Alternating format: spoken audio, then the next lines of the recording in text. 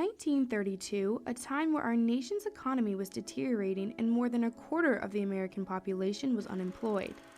Marguerite LeHand, a self-made Massachusetts native, became the private secretary to President of the United States by way of Franklin Delano Roosevelt, winning the election on November 8th. As a part of his staff, she was his right-hand woman and often referred to as the gatekeeper of his White House.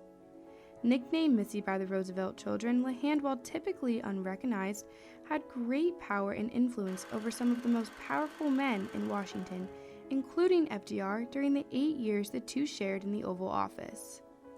Missy was the private secretary to FDR, which doesn't sound like a big deal, but she was the first woman to have that job. And also FDR had a very small managerial staff. He had 4 secretaries who all had different roles, and she was the only woman who was part of that group. Later on in his second term, she came to serve as what we would think of as White House Chief of Staff, and that his job has never been held by a woman before.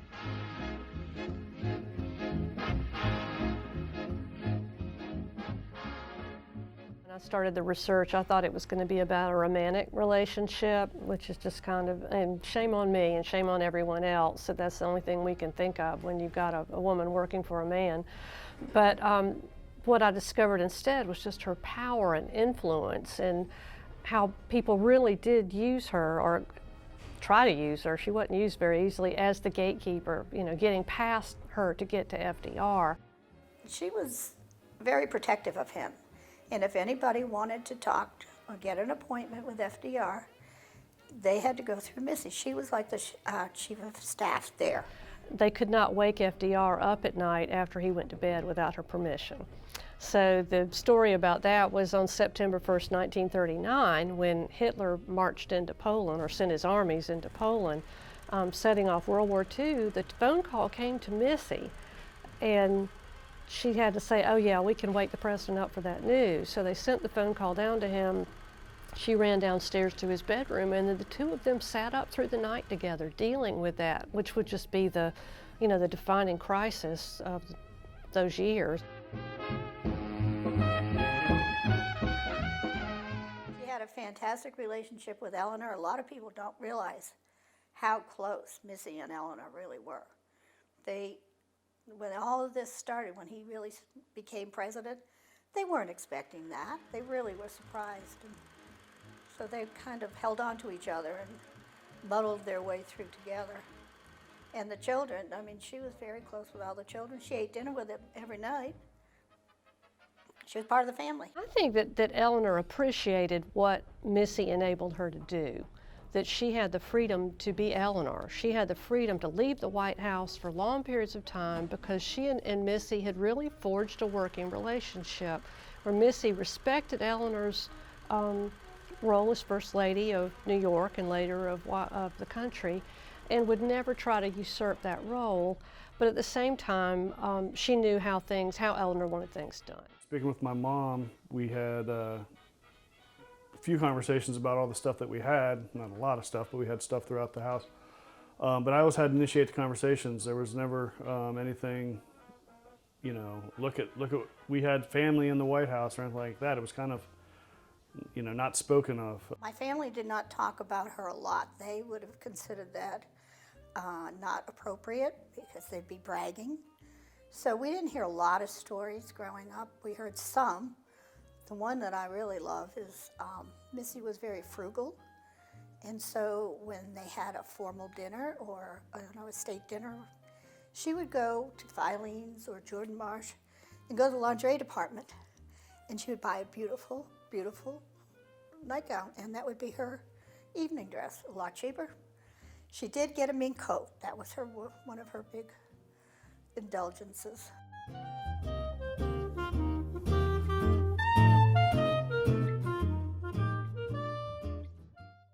She took to social life in Washington with a splash. I mean, she enjoyed dressing beautifully.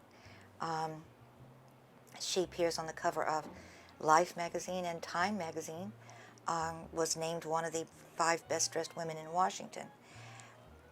And that was just at the time in which she lived. Women weren't on magazine covers because of their ideas. They were on there because they were pretty. Some of Missy's fun things. One were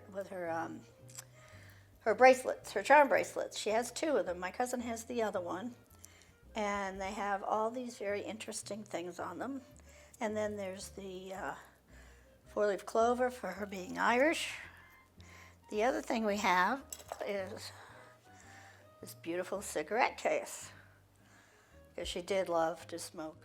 I think she had a real sense of style and dignity, but at the same time she was just a whole lot of fun, and everyone mentioned her great sense of humor and her great laugh, and just the twinkle that she always had in her eye.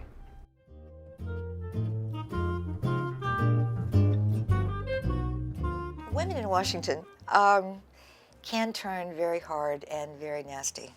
Missy always kept her grace and her humor.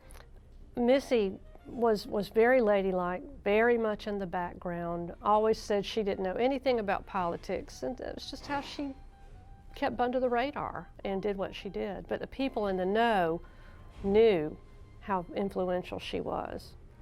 So lobbyists and senators would take her out to dinner and share their plans and ideas, and if she thought they were something that would help Roosevelt, she passed them on. And it was just the way the game was played.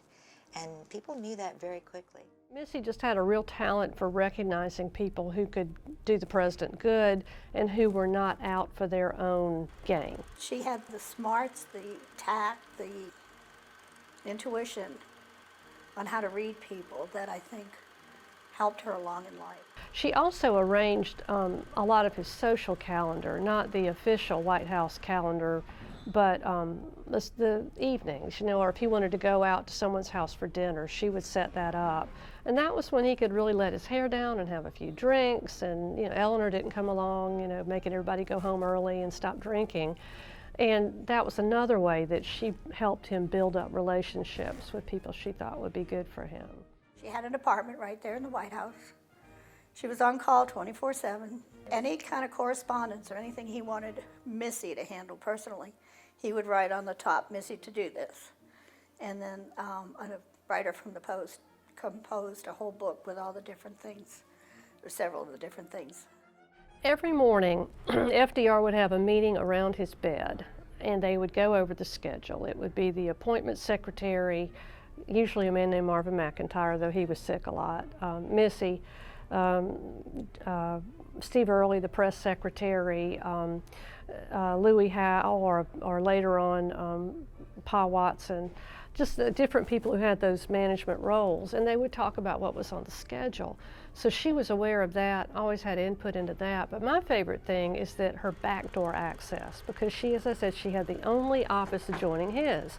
She looked out over the Rose Garden, and you could come in. I mean, to think that the White House was this easy to get through, but you would just come in the back door, go through Missy's office. And one of the people she brought in that way was Tommy Corcoran, who became the White House lobbyist, one of the most important people in the early New Deal. And she just liked Tommy. He was a lawyer lobbyist, he was an Irishman. And she started going in, he'd come in and brief her, and she'd go into FDR's office and say, "Tommy's out here, and he says, yada, yada, yada, yada." And FDR would say, "Oh, well, I want to hear about that. Bring Tommy in." And before long, Tommy was coming every day. But you don't even always see him on the appointment schedule because he was coming in the back door. We had pictures of her with the dedication. When I saw my grandmother in the picture with a ship named after her, that's when we started asking questions of who was this and how is she related to us. And it was never, growing up and learning about history, we never heard anything about her name. Her name was never mentioned anywhere. We were all hoping Missy would have had a diary or some kind of the only journals Missy had that we came across were her day books with all the appointments that she had and all the appointments that FDR had, and which day and time, and just your regular appointment book. But we all wish she had written some kind of memoir. I think that she is overall a fascinating person who really sacrificed tremendously to serve a president. And you just don't see people doing that. It's always, you know, what's in it for me? But she had no plans to write a book. She made that very clear. That's why she never kept a diary. Everybody else who worked in the White House wrote a book and made a bunch of money after, I mean, as soon as Roosevelt was cold, I mean, including Henrietta Nesbitt, who ran the kitchens, and her food was infamously bad. She wrote a book. She wrote 2 books. She wrote a cookbook. And Missy really just wanted to serve FDR and serve the White House and the American people. I think she was a real patriot. Missy enjoyed her time in the White House, but unfortunately, in 1941, she suffered a stroke which left her unable to serve and took her away from the family she had in the nation's capital. Missy should not only be remembered as the gatekeeper to FDR, but someone who was genuine, hardworking, and beloved by many. When you read what people said about her, she was just a nice person. She was, she didn't did a lot of gamesmanship, like so much goes on. She wasn't leaking stuff to the press. She was just a good person. And I think that's one reason I still find her so fascinating, is she just did well by doing good.